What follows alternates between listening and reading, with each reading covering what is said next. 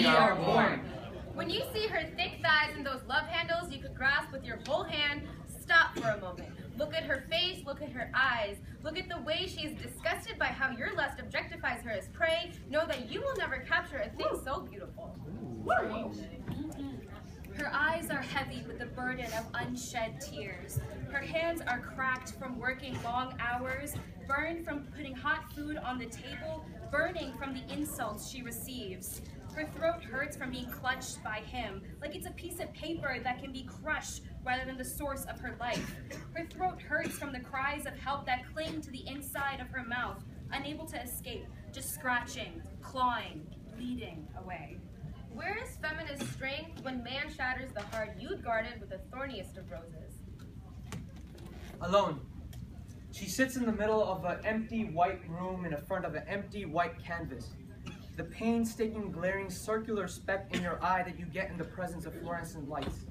Enclosed, compressed, marginalized, constricted.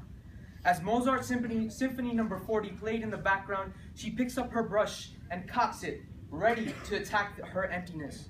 Her brush becomes Talvar, hacking at the vine, slowly grabbing her feet, annihilating everything in front of her, leading a front-line charge into the battle of her every day. Yet slowly and slowly, her resilience wanes. She throws, cuts, paints, erases, blurs the paint, hacking and hacking, exhaustive anger flying into the spilling tears. Flawless.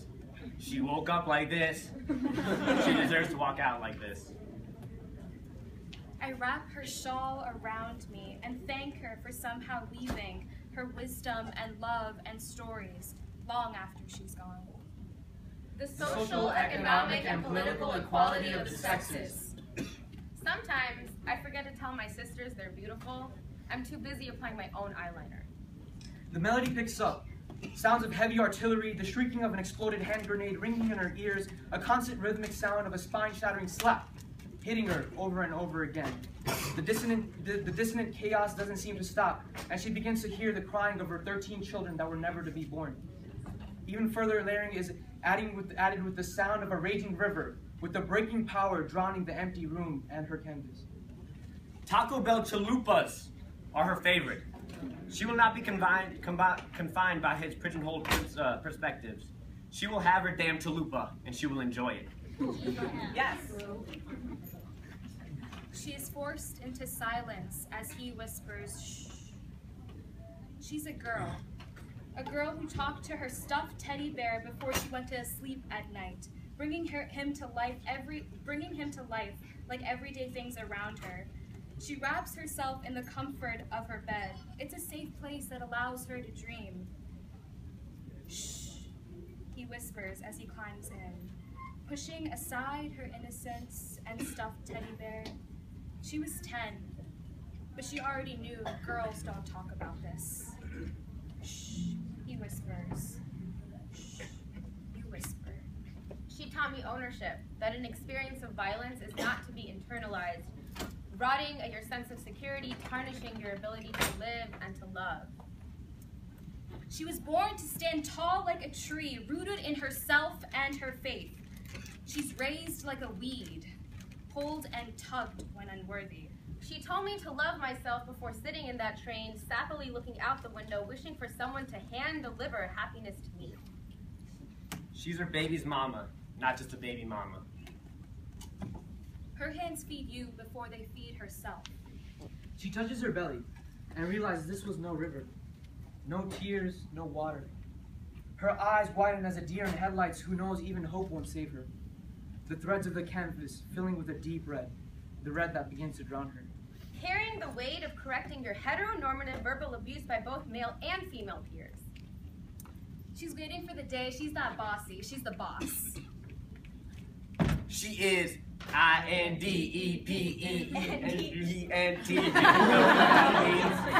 I might have messed it up a little. She found me at a crossroads. She found me laying there, unable to move. From fear, from anxiety, she picked me up and she shook my soul. She's waiting for the day when running like a girl means winning the race. wiggle, wiggle, wiggle. Icicles in her heart won't stop, instead only start. Her movement is an art to embark on a revolution. Her lungs breathe out elocution. She grasps her resolution and only inhales improvement. From us, you are born. She's a well of knowledge and wisdom and love and stories. Yet, she's reduced to a 6-inch roti when dinner time rolls around. I own my body with the same security company you do, free will. So please don't attempt to break in without permission. It'll leave you broken and me pissed. She may be the sassiest girl in the world. From her size 7 shoes to her curls, 11 and 10-pound girl has a hell of a left hook, so watch out. Her womb becoming hollow, scraped out over and over with failure.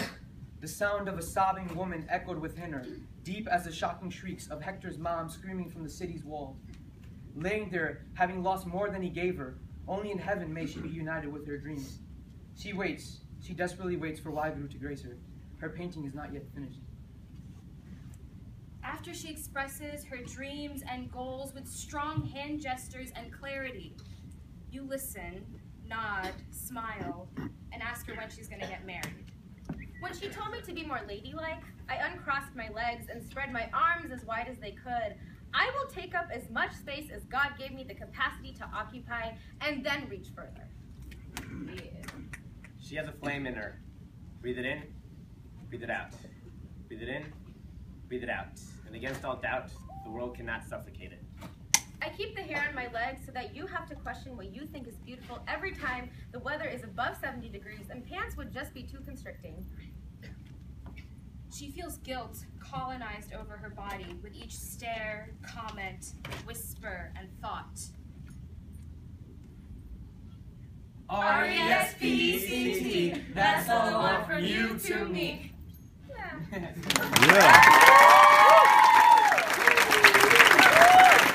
Repeat. Holla, holla, holla. Holla, holla to Matthew Cody.